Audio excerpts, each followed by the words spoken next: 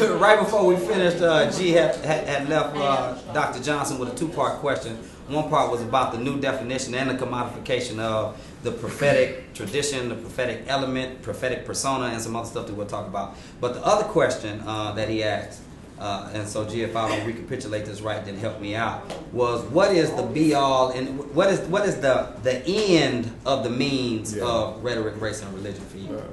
Or the prophetic tradition. I thought it was prophetic. It was. As far as the rhetoric, race, religion blog, right? And we can assume we can use our gifts of discernment.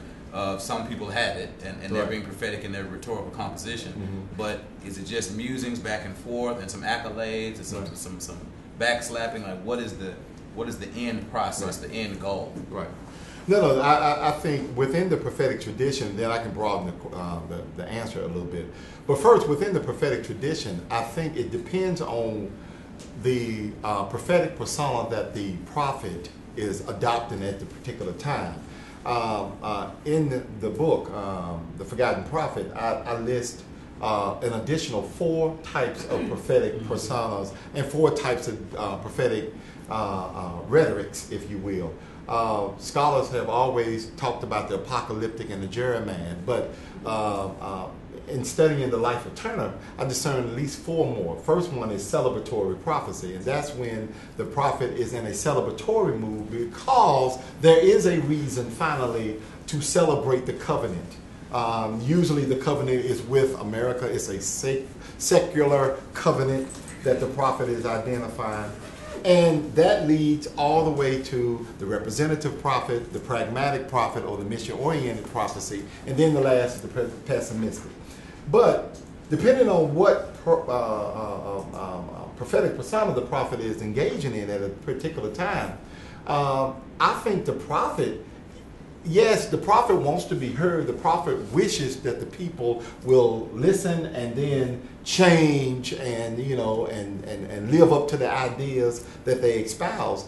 But when the prophet gets to this pessimistic point, the prophet understands that there is no change happening.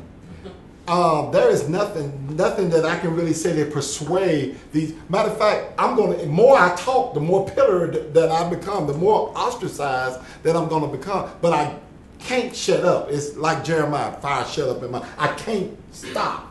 So I got to say what I have to say. So what is the hope?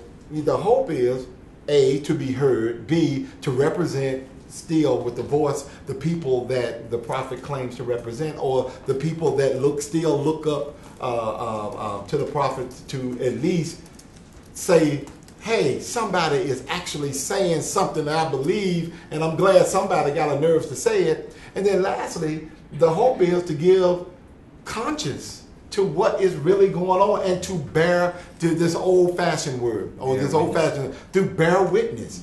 Somebody has to be the witness so that 40 or 50 years later, when we're going back, somebody said, wait, hey, G was talking about this. Everybody wasn't on this bandwagon. Here's some writing here. I wonder what, let us now see the response to G's and Earl's writing. Oh, okay. And all of a sudden, so that is, the end game, I guess. There is the prophet in the end, once a prophet gets to the pessimistic stage, I think the prophet understands that, worldly success, the way that we define success in the world is, is not even remotely on the burner any longer. This person is only feeling called to say what it is that she is called to say, and just let the chips fall where they may. It's the prophet's goal, though. You can come beat the drums and be a warning sign. Right. Quite a lot of people that don't call them or profess themselves as prophets do that. But how much of a responsibility does the prophet have? We talk about artistic responsibility all the time. How much does the prophet have to have a solution-based rhetoric? Because just warning and beating the drums is just, that null and void. You don't have a solution to that. Is the pragmatic prophet. The third stage is the pragmatic stage. It's the stage where the prophet actually tries to work with anybody. And usually that gets the prophet in trouble because the prophet usually works with perceived enemies. So if you're outside of the community in which the prophet represents, so the prophet is trying to, because Cornel West says it this way: this inescapable opportunism that that sooner or later that some goods and services need to be delivered if you're going to keep your prophetic mantle. So he used the example of King in 64, 65, dealing with the civil rights legislation. Sooner or later, like you were saying, the beating on the drum and all that, what are your concrete victories? So I have to, deal with the administration. I have to deal with perceived enemy, people that we were fighting against all this time. So this what made it so surprising for King in 67, right, to come out against the administration at Riverside against beyond Vietnam speech, right? So when he does that, he gets ostracized and he's never invited back in the White House. We know the rest of that story. But yeah, the pragmatic prophet does this. Pessimistic prophet is not even looking in that. Pessimistic prophet has an agenda, but nobody's going to take the agenda. Going to Turner, for instance, Turner's solution was immigration. That was the solution. Initially. That was the solution that, for him, he saw that African Americans could be this mission-oriented group of people with a divine mission to go to Africa. And the reasons for going to Africa changed over time. But immigration stayed on the forefront. After a while, Garvey, that's what's so prophetic about that. Exactly. Is that when you go here extra textually, he predates Garvey and all the black nationalists. But sooner or later, he gets to the point where this is not going to happen. The people with money that could actually go don't want to go. And the folk that are in the South, the sharecropping, that will hop on anything that's leaving Tennessee, they can't afford to go. And I always say that, people are like, well, it didn't work. No.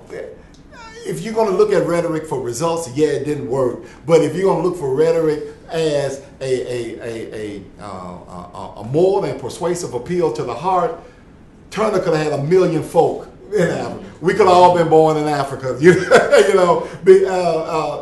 they had a way to go. So what do you do in your pessimism stage, though? Your pessimism stage is that you chronicle the sufferings of the people that you represent. You bear witness when everybody else is saying, in 1895, 1900, believe it or not, you can go back and read the text. And a lot of people are like, wow, African Americans or Negroes, we're doing well. We have our own schools. We got our own churches. Everything is going to be all right. Well, we got some problems, but, we out of slavery, So we think. And right, that's what I'm saying, right.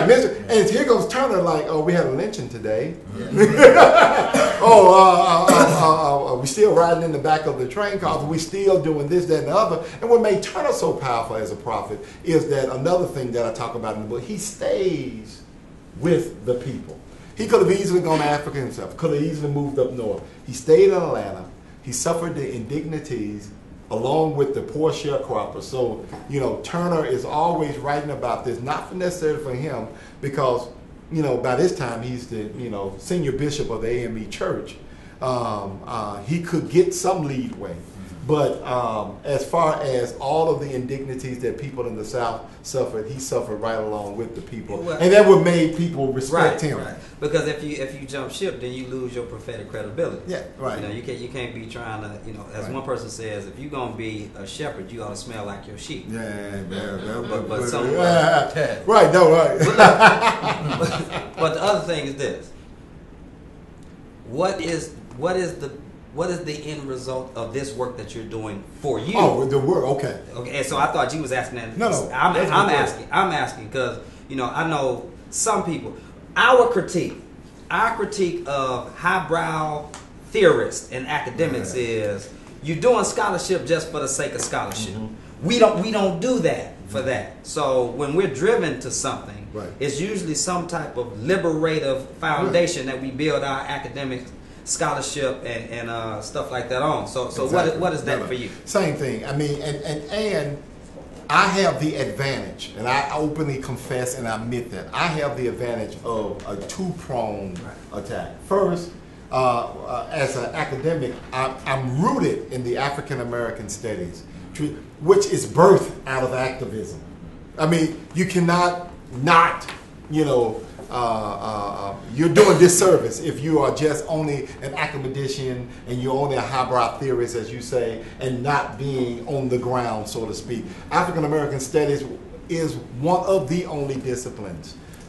Definitely when it started, was one of the only disciplines that had at its start a activist component to it. That, matter of fact, African American studies, or black studies as it was known then, black studies scholars used to invite folk from the community into their classrooms and to say, hey, you give a lecture on what it means to live in your neighborhood, because they saw relevance and integrity and authenticity in that. So that's number one.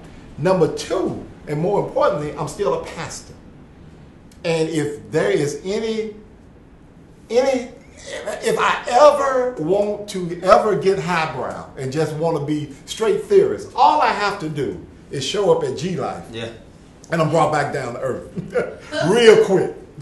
Real quick. Because the real life issues and problems that members and just people in general face each and every day on 1542 Jackson Avenue in North Memphis, in Klondike, Valentine, Evergreen, humbles me to a point where I am always going to stay grounded within that. So my theory informs my practice informs my theory, and it's a circular type of argument, or a circular type of thing going on that that I can't even begin to think myself out. And again, I'm working on some new stuff about theory. Even though, African American, I talk about Africana critical theory with a praxis bent, of course. But theory for theory's sake is problematic anyway, because African Americans, the tradition holds that, first of all, African Americans were not schooled in theory-based solutions to begin with. So much of the stuff that we're reading and trying to apply theory to is wrong, because they were looking at, and that's why, a person like Turner, who is never formally educated, but self-taught, and can do and self-taught Latin and Greek and Hebrew and all the languages, can actually begin, even in his pessimistic prophetic voice, begins to unearth a racial understanding, a deep understanding of race that we don't even begin to unpack until the 20th century, when we start doing critical race theory. Well, look, I hate to even have to cut you short. What the brother said is that scholarship for scholarship's sake is oppressive and exploitative. Right. I didn't say that, but I echo those sentiments. Right. No. We have to take another break, and we're gonna keep on soaking up some knowledge from the Right Reverend Dr. Andre E. Johnson. This is the pastor and the professor. One more break, maybe one more segment or two, but we want y'all to stay with us and come right back in a second. Y'all give it up for the doctor.